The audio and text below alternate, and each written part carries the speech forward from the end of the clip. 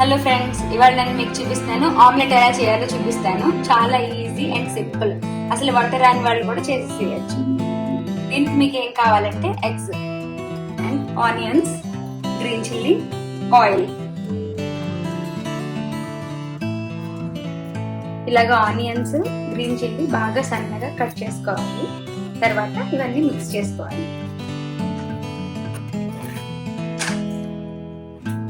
దీంట్లో onions, green chilli వేసిన తర్వాత కొంచెం సాల్ట్ అండ్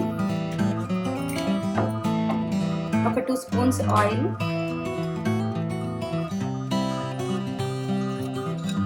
వేసి బాగా విస్కర్తో బాగా మిక్స్ చేయాలి.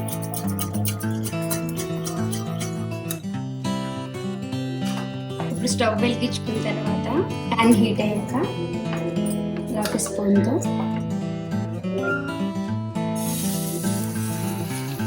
అలా వేసేస్తే అది స్ప్రెడ్ అయిపోతుంది.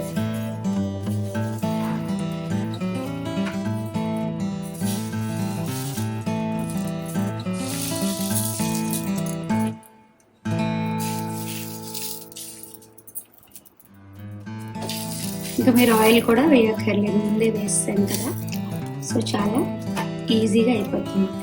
ఇంకా మీరు కావాలనుకుంటే కారం ఇంకా ఎక్కువ తినే వాళ్ళైతే కొంచెం రెడ్ చిల్లీ పౌడర్ కూడా యాడ్ చేసుకోవచ్చు.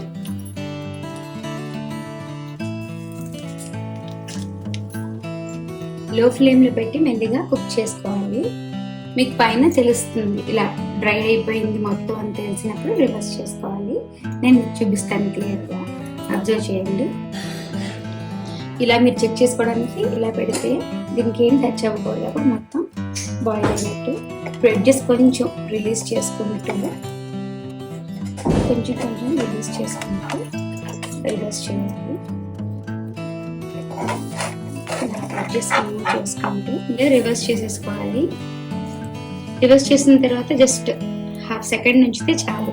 ఆల్రెడీ మొత్తం బాయిల్ అయిపోయింది కాబట్టి ఫోల్డ్ చేసి ఇలా మీకు ఎన్ని కావాలంటే అని వేసేసుకోవచ్చు.